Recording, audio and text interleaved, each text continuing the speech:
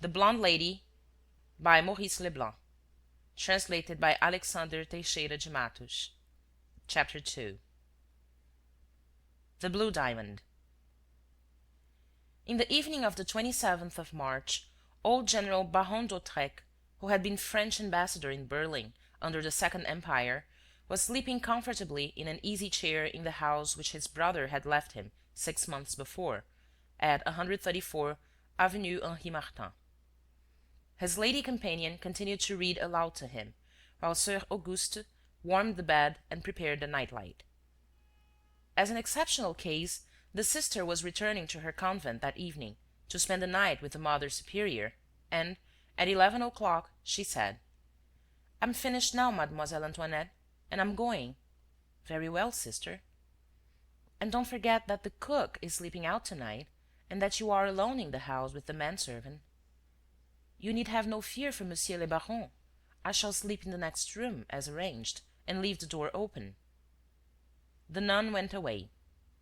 A minute later, Charles, the manservant, came in for his orders. The baron had woke up. He replied himself: "Just the same as usual, Charles. Try the electric bell, to see if it rings in your bedroom properly, and, if you hear it during the night, run down at once and go straight to the doctor." "Are you still anxious, General?" "I don't feel well. I don't feel at all well. Come, Mademoiselle Antoinette, where were we in your book?" "Aren't you going to bed, Monsieur le Baron?" "No, no, I don't care to go to bed till very late. Besides, I can do without help." 20 minutes later, the old man dozed off again, and Antoinette moved away on tiptoe. At that moment, Charles was carefully closing the shutters on the ground floor, as usual. In the kitchen, he pushed the bolt of the door that led to the garden, and, in the front hall, he not only locked the double door, but put up the chain fastening the 2 leaves. Then he went up to his attic on the 3rd floor, got into bed, and fell asleep. Perhaps an hour had elapsed, when, suddenly, he jumped out of bed. The bell was ringing. It went on for quite a long time, 7 or 8 seconds perhaps, and in a steady, uninterrupted way. "That's all right," said Charles, recovering his wits. "Some fresh whim of the baron's, I suppose." He huddled on his clothes, ran down the stairs, stopped before the door and, from habit, knocked. No answer. He entered the room. "Hullo!" he muttered. "No light. What on earth have they put the light out for?" And he called in a whisper: "Mademoiselle!" No reply. "Are you there, mademoiselle? What's the matter? Is Monsieur le Baron ill?" The same silence continued around him, a heavy silence that ended by impressing him. He took 2 steps forward.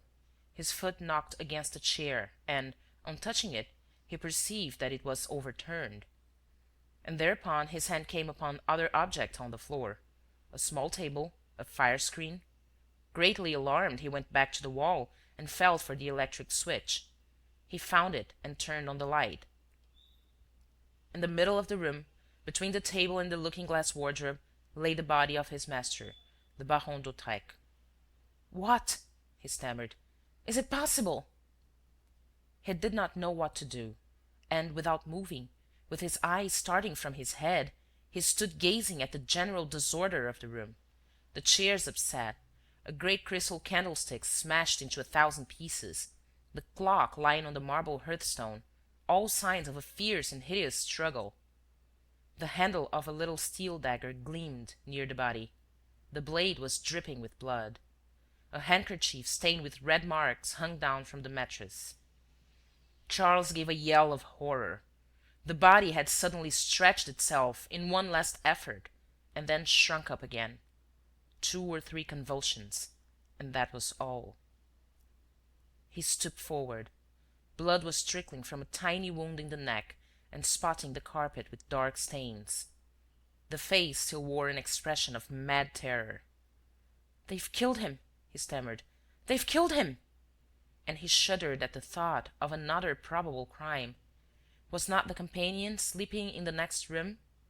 And would not the baron's murderer have killed her too? He pushed open the door. The room was empty. he concluded that either Antoinette had been carried off or that she had gone before the crime.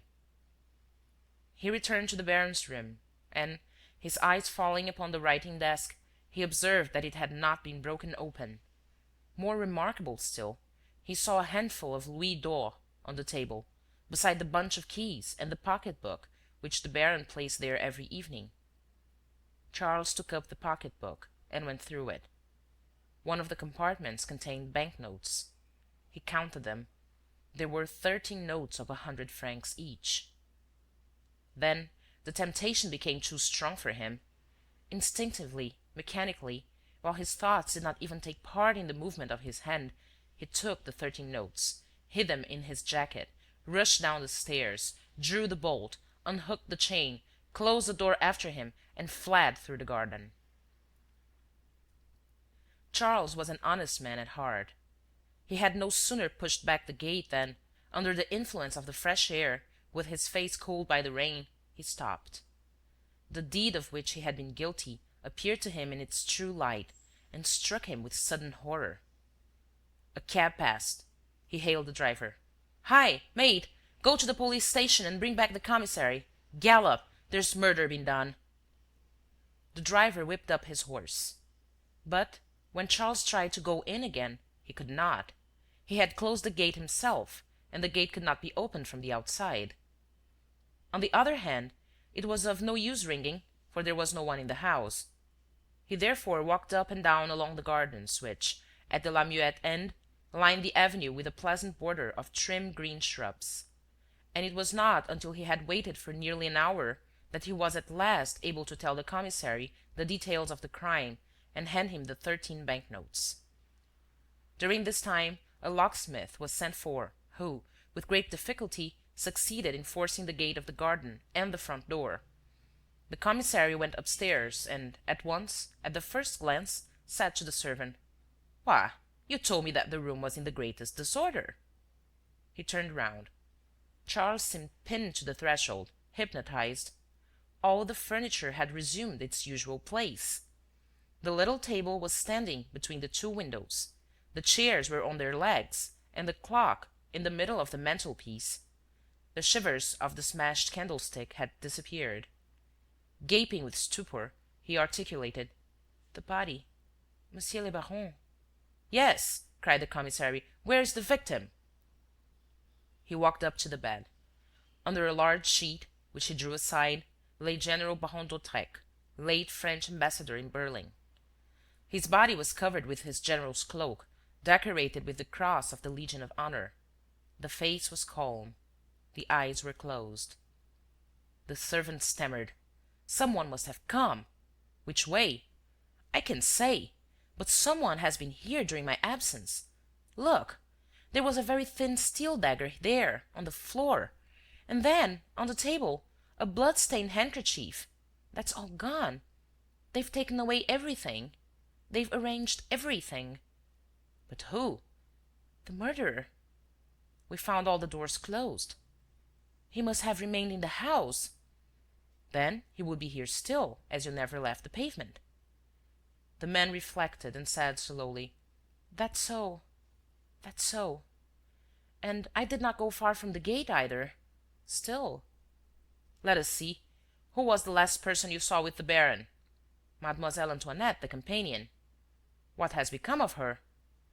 "I should say that, as her bed was not even touched, she must have taken advantage of Sir Auguste's absence to go out also. It would only have surprised me if she had. She's young and pretty." "But how could she have got out?" "Through the door."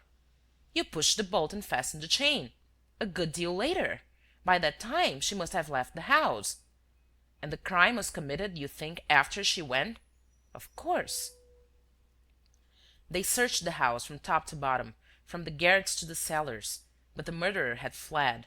How? When? Was it he or an accomplice who had thought proper to return to the scene of the crime and do away with anything that might have betrayed him?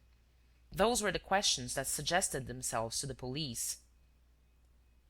The divisional surgeon came upon the scene at 7 o'clock, the head of the detective service at 8. Next came the turn of the public prosecutor and the examining magistrate. In addition, the house was filled with policemen, inspectors, journalists, Baron d'Hautrec's nephew, and other members of the family. They rummaged about. They studied the position of the body, according to Charles's recollection. They questioned Soeur Auguste the moment she arrived. They discovered nothing. At most, Soeur Auguste was surprised at the disappearance of Antoinette Préat. She had engaged the girl 12 days before, on the strength of excellent references, and refused to believe that she could have abandoned the sick man confided to her care to go running about at night alone. All the more so, the examining magistrate insisted, as in that case she would have been in before now. We therefore come back to the same point. What has become of her? If you ask me, said Charles, she has been carried off by the murderer. The suggestion was plausible enough and fitted in with certain details. The head of the detective service said, "Carried off? Upon my word, it's quite likely." "It's not only unlikely," said a voice, "but absolutely opposed to the facts, to the results of the investigation, in short, to the evidence itself."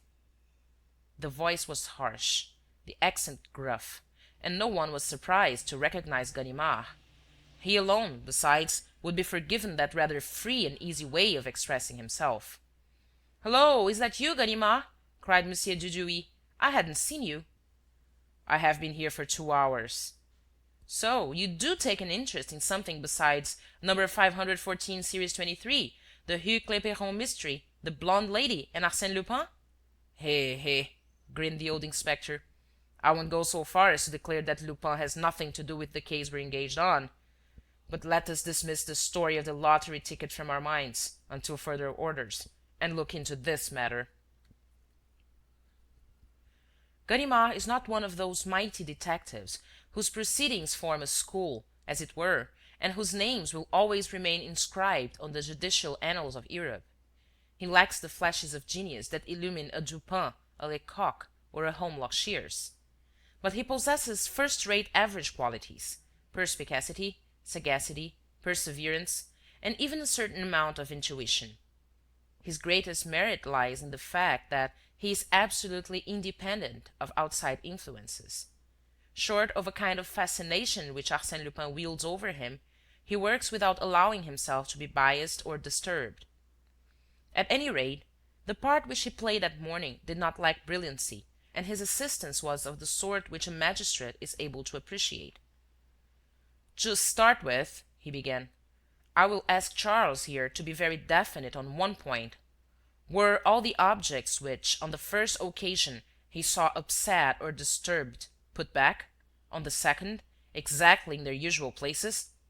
"Exactly."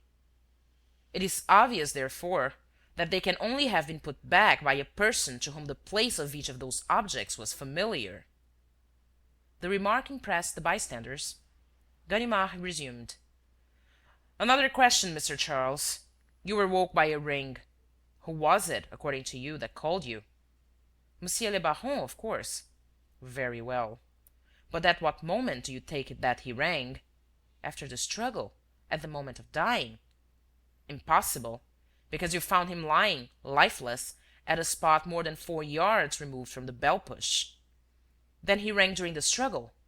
"Impossible, because the bell, you told us, rang steadily, without interruption, and went on for 7 or 8 seconds. Do you think that his assailant would have given him time to ring like that?" "Then it was before, at the moment when he was attacked."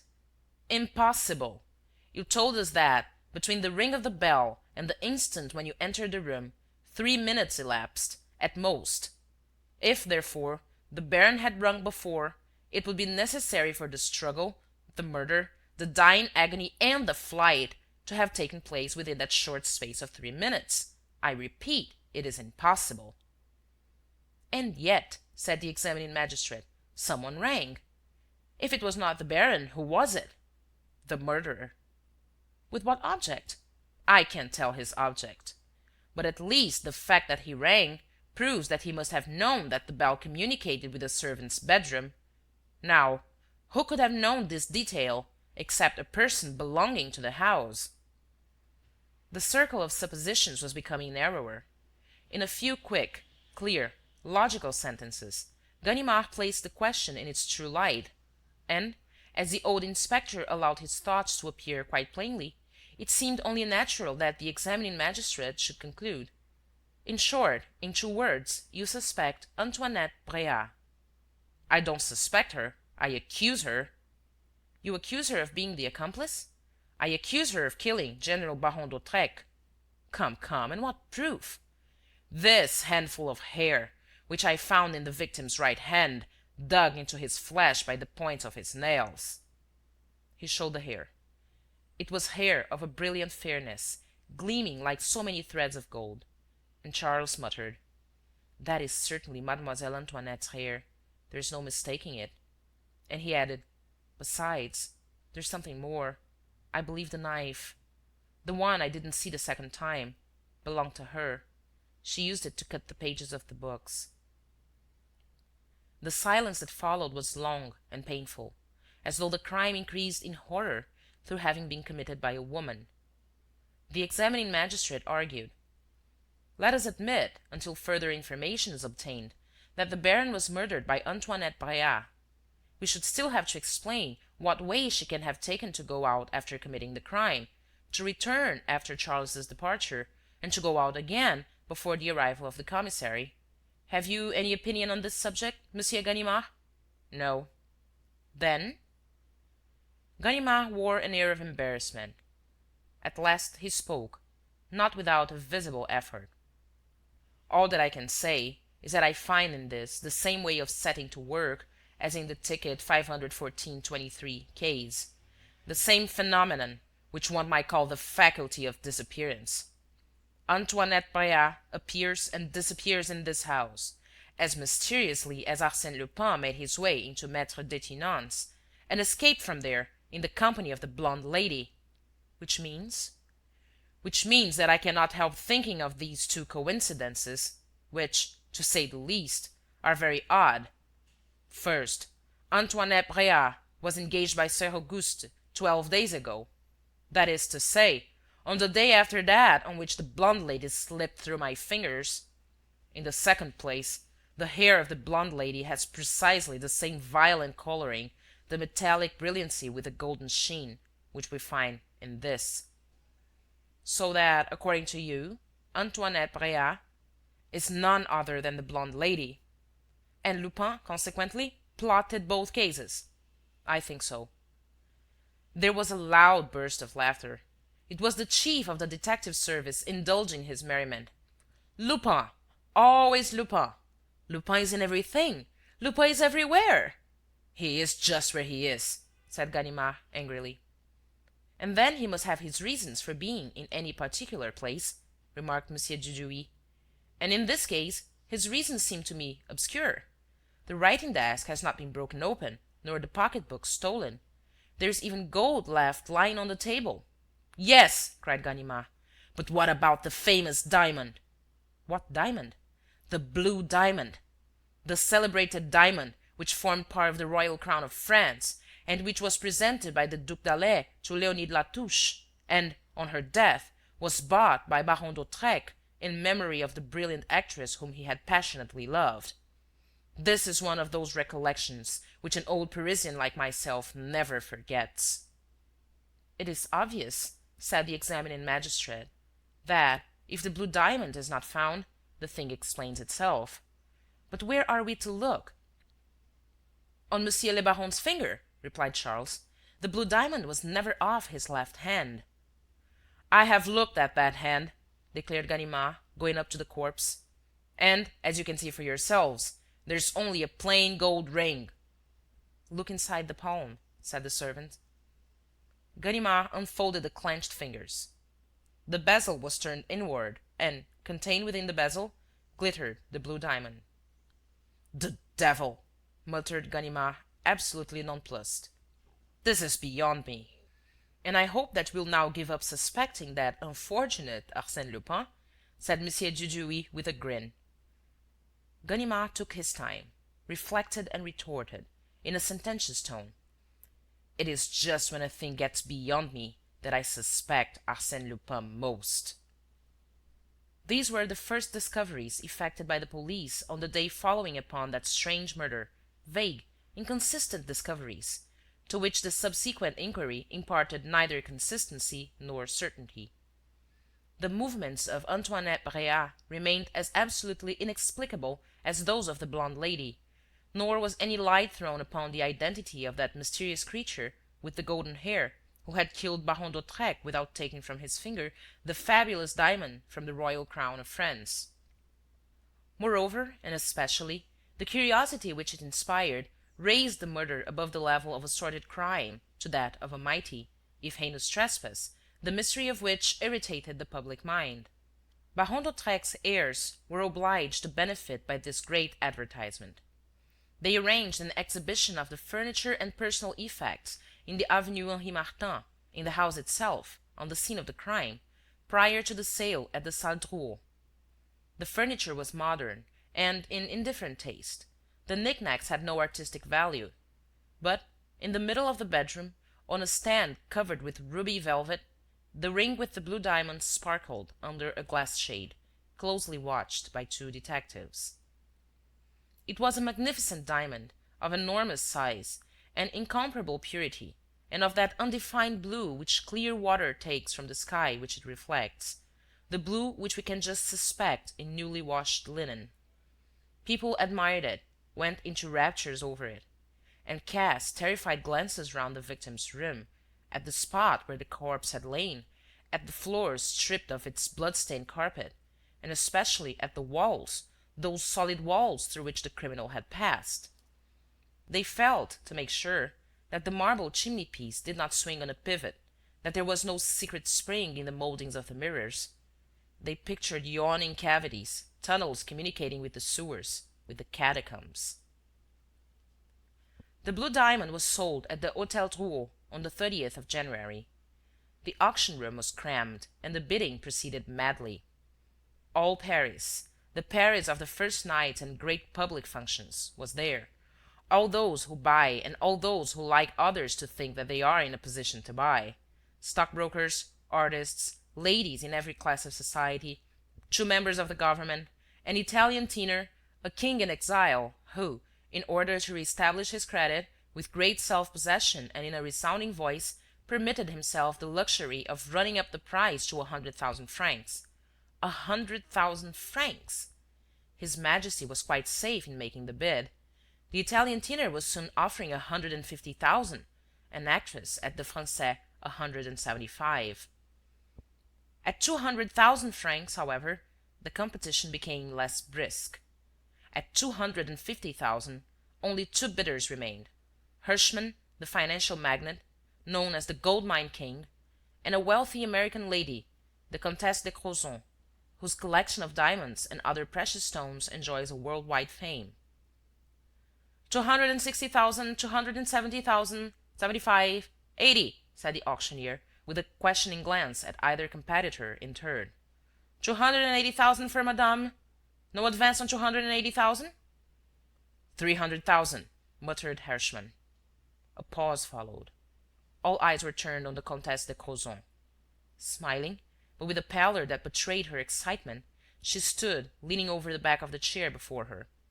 In reality, she knew, and everybody present knew, that there was no doubt about the finish of the duel.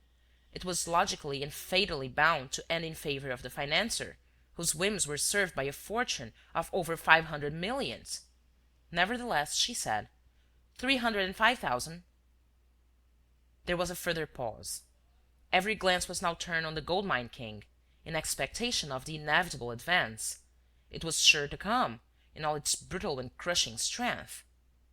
It did not come.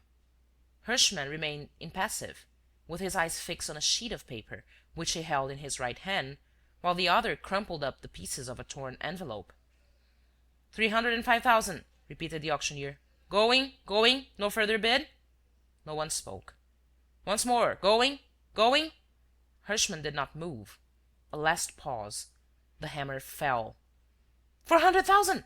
shouted Hirschman, starting up, as though the tap of the hammer had roused him from his torpor. Too late. The diamond was sold.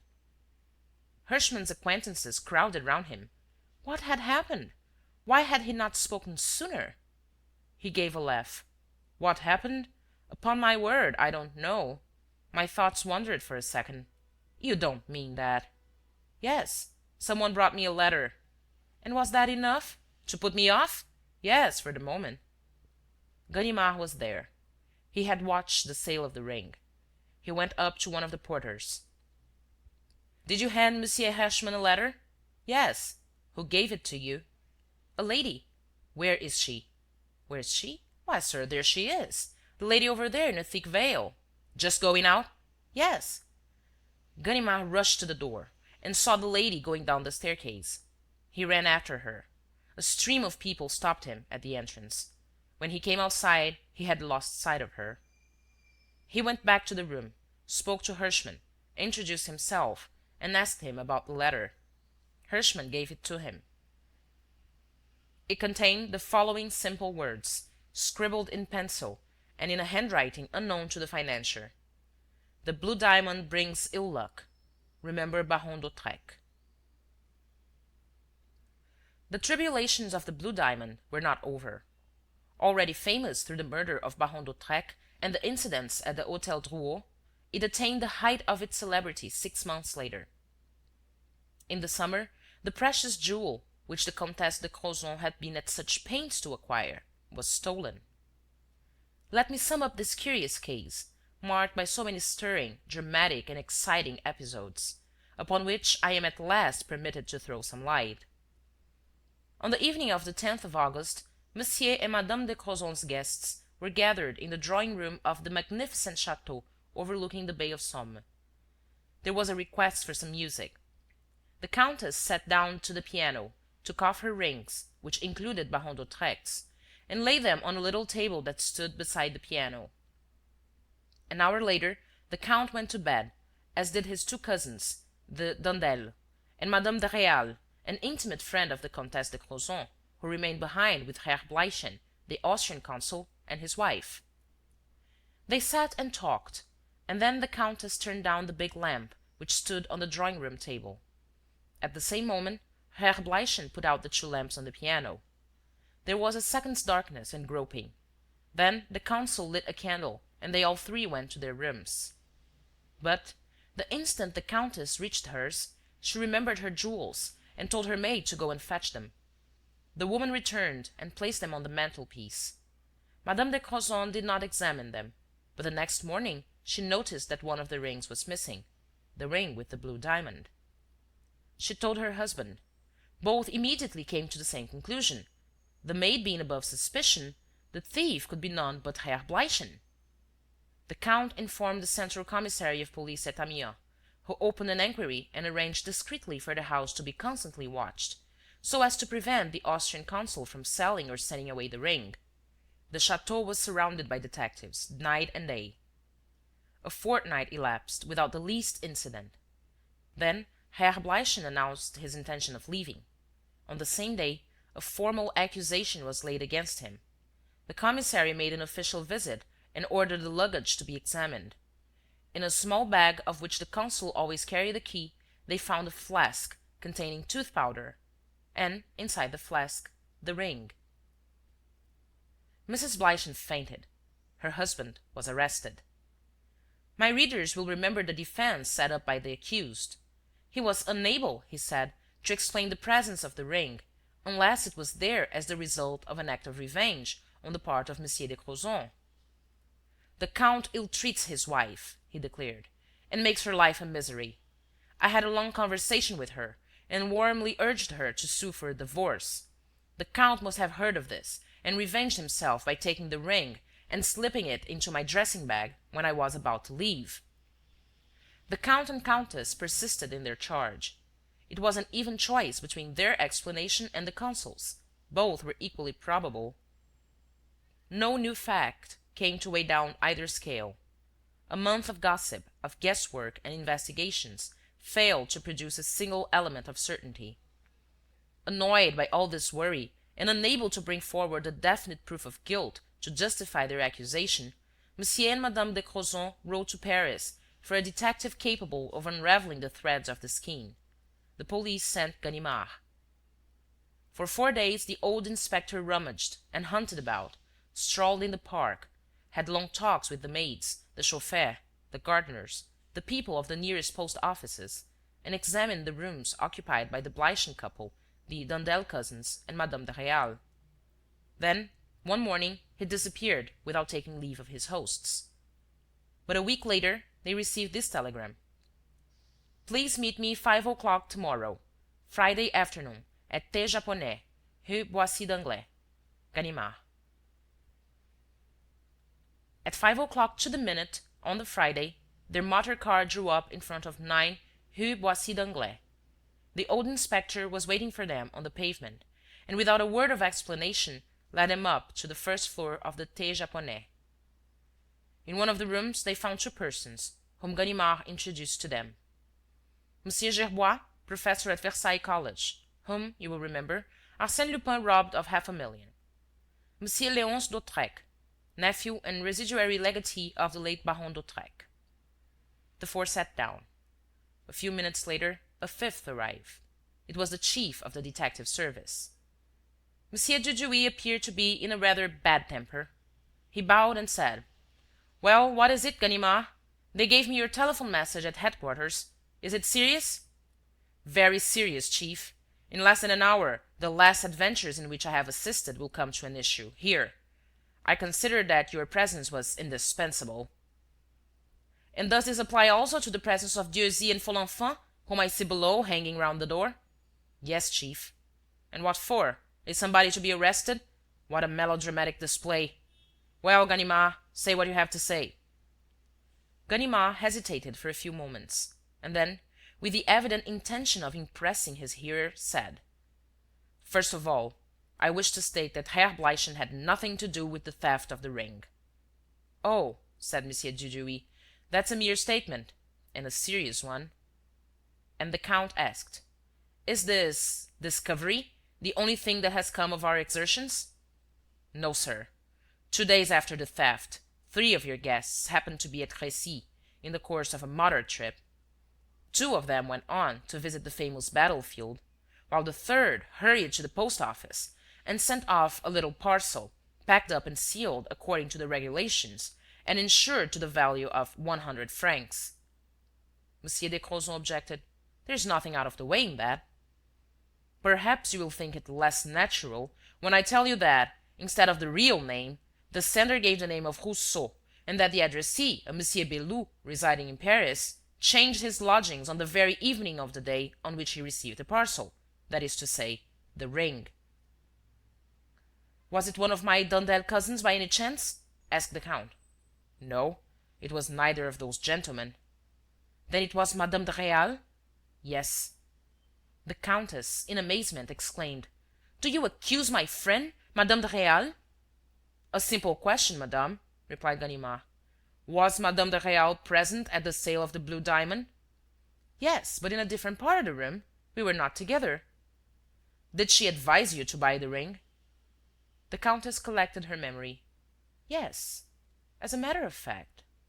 I think she was the first to mention it to me." "I note your answer, madame," said Ganimard. "So it is quite certain that it was Madame de Réal who first spoke to you of the ring and advised you to buy it. Still, my friend is incapable. I beg your pardon, I beg your pardon. Madame de Réal is only your chance acquaintance, and not an intimate friend, as the newspapers stated, thus diverting suspicion from her. You have only known her since last winter. Now, I can undertake to prove to you that all that she has told you about herself, her past, her connections, is absolutely false. That Madame Blanche de Réal did not exist before she met you, and that she has ceased to exist at this present moment." "Well," said M. Dudouis, "what next?" "What next?" echoed Ganimard. "Yes, what next? This is all very interesting, but what has it to do with the case?" "If Madame de Réal took the ring, why was it found in Herr Bleichen's tooth powder? Come, Ganimard, a person who takes the trouble to steal the blue diamond keeps it. What have you to answer to that?" "I? Nothing. But Madame de Réal will answer. Then she exists." "She exists without existing. In a few words, here it is. 3 days ago, reading the paper which I read every day, I saw at the head of the list of arrivals at Trouville, Hôtel Beau Rivage, Madame de Réal, and so on. You can imagine that I was at Trouville that same evening, questioning the manager of the Beau Rivage. According to the description and certain clues which I gathered, this Madame de Réal was indeed the person whom I was looking for, but she had gone from the hotel, leaving her address in Paris, 3 Rue du Colisée. On Wednesday, I called at that address, and learned that there was no Madame de Réal, but just a woman called Réal, who lived on the second floor, followed the occupation of a diamond broker, and was often away. Only the day before, she had come back from a journey. Yesterday, I rang at her door, and, under a false name, offered my services to Madame de Réal as an intermediary to introduce her to people who were in a position to buy valuable stones. We made an appointment to meet here today for a first transaction. Oh, so you expect her? At 5:30. And are you sure that it is Madame de Réal of the Château de Crozon? I have indisputable proofs, but Folenfant's signal. A whistle had sounded. Ganimard rose briskly. We have not a moment to lose. Monsieur and Madame de Crozon, go into the next room, please. You too, Monsieur d'Hautrec, and you also, Monsieur Gerbois. The door will remain open, and, at the first sign, I will ask you to intervene. Do you stay, Chief, please. And if anyone else comes in? Asked Monsieur Dudouis. No one will. This is a new establishment, and the proprietor, who is a friend of mine, will not let a living soul come up the stairs, except the blonde lady. The blonde lady? What do you mean? The blonde lady herself, Chief, the friend and accomplice of Arsène Lupin, the mysterious blonde lady against whom I have positive proofs, but against whom I want, over and above those and in your presence, to collect the evidence of all the people whom she has robbed. He leaned out of the window. She's coming. She has gone in. She can't escape now. Folenfant and Dieuzy are guarding the door. The blonde lady is ours, Chief. We've got her. Almost at that moment, a woman appeared upon the threshold, a tall, thin woman, with a very pale face and violent golden hair. Ganimard was stifled by such emotion that he stood dumb, incapable of articulating the least word. She was there, in front of him, at his disposal. What a victory over Arsène Lupin! And what a revenge! And, at the same time, that victory seemed to him to have been won with such ease that he wondered whether the blonde lady was not going to slip through his fingers, thanks to one of those miracles which Lupin was in the habit of performing. She stood waiting, meanwhile, surprised at the silence, and looked around her without disguising her uneasiness. She will go, she will disappear, thought Ganimard in dismay. Suddenly, he placed himself between her and the door. She turned and tried to go out. No, no, he said. Why go? But, monsieur, I don't understand your ways. Let me pass. There's no reason for you to go, madame, and every reason, on the contrary, why you should stay. But it's no use. You are not going. Turning very pale, she sank into a chair and stammered. What do you want? Ganimard triumphed. He had got the blonde lady. Mastering himself, he said, Let me introduce the friend of whom I spoke to you, the one who would like to buy some jewels, especially diamonds. Did you obtain the one you promised me? No, I don't know. I forget. Oh, yes, just try. Someone you knew was to bring you a colored diamond. Something like the blue diamond, I said, laughing, and you answered, Exactly. I may have what you want. Do you remember? She was silent. A little wristbag which she was holding in her hand fell to the ground. She picked it up quickly and pressed it to her. Her fingers trembled a little. Come, said Ganimard. I see that you do not trust us, Madame de Réal. I will set you a good example and let you see what I have got to show. He took a piece of paper from his pocket-book and unfolded it. Here, first of all, is some of the hair of Antoinette Bréat, torn out by the baron and found clutched in the dead man's hand. I have seen Mademoiselle de Gerbois. She has most positively recognized the color of the hair of the blonde lady. The same color as yours, for that matter. Exactly the same color. Madame de Réal watched him with a stupid expression, as though she really did not grasp the sense of his words. He continued. And now, Here are 2 bottles of scent. They are empty, it is true, and have no labels. But enough of the scent still clings to them to have enabled Mademoiselle Gerbois this very morning to recognize the perfume of the blonde lady who accompanied her on her fortnight's excursion. Now, one of these bottles comes from the room which Madame de Réal occupied at the Château de Crozon, and the other from the room which you occupied at the Hôtel Beaurivage." "What are you talking about? The blonde lady? The Château de Crozon?" The inspector, without replying, spread 4 sheets of paper on the table. "Lastly," he said, "here, on these 4 sheets, we have a specimen of the handwriting of Antoinette Préat, another of the lady who sent a note to Baron Herschmann during the sale of the blue diamond, another of Madame de Réal at the time of her stay at Crozon, and the 4th, your own, madame, your name and address given by yourself to the hall porter of the Hôtel Beaurivage at Trouville. Now, please compare these 4 handwritings. They are one and the same." "But you are mad, sir! You are mad! What does all this mean?" "It means, madame," cried Ganimard, with a great outburst, "that the blonde lady, the friend and accomplice of Arsène Lupin, is none other than yourself." He pushed open the door of the next room, rushed at M. Gerbois, shoved him along by his shoulders, and, planting him in front of Madame Réal: "Monsieur Gerbois, do you recognize the person who took away your daughter and whom you saw at Maître Detinan's?" "No." There was a commotion of which everyone felt the shock. Ganimard staggered back. "No? Is it possible? Come, just think." "I have thought. Madame is fair, like the blonde lady, and pale, like her, but she doesn't resemble her in the least." "I can't believe it. A mistake like that is inconceivable. Monsieur d'Hautrec, do you recognize Antoinette Préat?" "I have seen Antoinette Préat at my uncle's. This is not she." "And madame is not Madame de Réal either," declared the Comte de Crozon. This was the finishing stroke. It stunned Ganimard, who stood motionless, with hanging head and shifting eyes. Of all his contrivances, nothing remained. The whole edifice was tumbling about his shoulders. M. Dudouis rose. "I must beg you to forgive us, madame. There has been a regrettable confusion of identities, which I will ask you to forget. But what I cannot well understand is your agitation, the strangeness of your manner since you arrived." "Why, monsieur? I was frightened. There's over 100,000 francs worth of jewels in my bag. And your friend's attitude was not very reassuring." "But your continual absences? Surely my occupation demands them?" M. Dudouis had no reply to make. He turned to his subordinate. "You have made your inquiries with a deplorable want of thoroughness, Ganimard, and your behavior toward madame just now was uncouth. You shall give me an explanation in my office." The interview was over, and the chief of the detective service was about to take his leave, when a really disconcerting thing happened. Madame Réal went up to the inspector and said: "Do I understand your name to be Monsieur Ganimard? Did I catch the name right?" "Yes."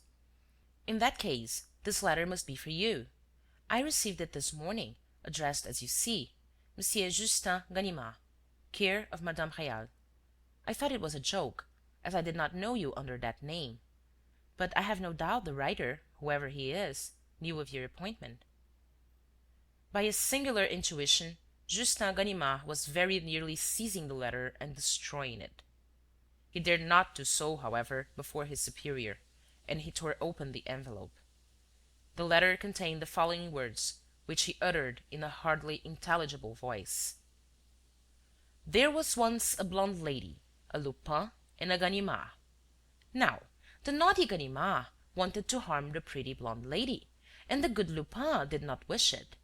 So the good Lupin, who was anxious for the blonde lady to become friends with the Comtesse de Crozon, made her take the name of Madame de Réal, which is the same, or nearly, as that of an honest tradeswoman whose hair is golden and her features pale. And the good Lupin said to himself, 'If ever the naughty Ganimard is on the track of the blonde lady, how useful it will be for me to shunt him on to the track of the honest tradeswoman!' A wise precaution which has borne fruit. A little note sent to the naughty Ganimard's newspaper, a bottle of scent forgotten on purpose at the Hôtel Beau Rivage by the real blonde lady, Madame Réal's name and address written by the real blonde lady in the visitor's book at the hotel, and the trick is done. What do you say to it, Ganimard? I wanted to tell you the story in detail, knowing that, with your sense of humor, you would be the first to laugh at it. It is indeed a pretty story, and I confess that, for my part, it has diverted me vastly. My best thanks to you, then, my dear friend, and kind regards to that capital Monsieur Dudouis. Arsène Lupin. But he knows everything, moaned Ganimard, who did not think of laughing. He knows things that I have not told to a soul. How could he know that I would ask you to come, chief? How could he know that I had discovered the first scent bottle? How could he know? He stamped about, tore his hair, a prey to the most tragic distress. Monsieur Dudouis took pity on him. Come, Ganimard, console yourself. We must try to do better next time. And the chief detective went away, accompanied by Madame Réal. 10 minutes elapsed, while Ganimard read Lupin's letter over and over again, and Monsieur and Madame de Crozon, Monsieur d'Hautrec and Monsieur Gerbois sustained an animated conversation in a corner. At last, the count crossed over to the inspector and said: "The upshot of all this, my dear sir, is that we are no further than we were. Pardon me, my inquiry has established the fact that the blonde lady is the undoubted heroine of these adventures, and that Lupin is directing her. That is a huge step forward. And not the smallest use to us. If anything, it makes the mystery darker still. The blonde lady commits murder to steal the blue diamond, and does not steal it. She steals it and does so to get rid of it for another's benefit. What can I do? Nothing. But someone else might. What do you mean?" The count hesitated, but the countess said point-blank: "There is one man only, in my opinion, besides yourself, who would be capable of fighting Lupin and reducing him to cry for mercy. Monsieur Ganimard, would you very much mind if we called in the assistance of Holmlock Shears?" He was taken aback. No, only I don't exactly understand." "Well, it's like this. All this mystery is making me quite ill. I want to know where I am. Monsieur Gerbois and Monsieur d'Hautrec have the same wish, and we have come to an agreement to apply to the famous English detective." "You are right, madame," said the inspector, with a loyalty that did him credit. "You are right. Old Ganimard is not clever enough to fight against Arsène Lupin. The question is, will Holmlock Shears be more successful? I hope so, for I have the greatest admiration for him. Still, it's hardly likely." "It's hardly likely that he will succeed?" "That's what I think. I consider that a duel between Holmlock Shears and Arsène Lupin can only end in one way: the Englishman will be beaten." "In any case, can he rely on you?" "Certainly, madame. I will assist him to the very best of my power." "Do you know his address?" "Yes, 219 Parker Street." That evening, the Comte and Comtesse de Crozon withdrew the charge against Herr Bleichen, and a collective letter was addressed to Holmlock Shears.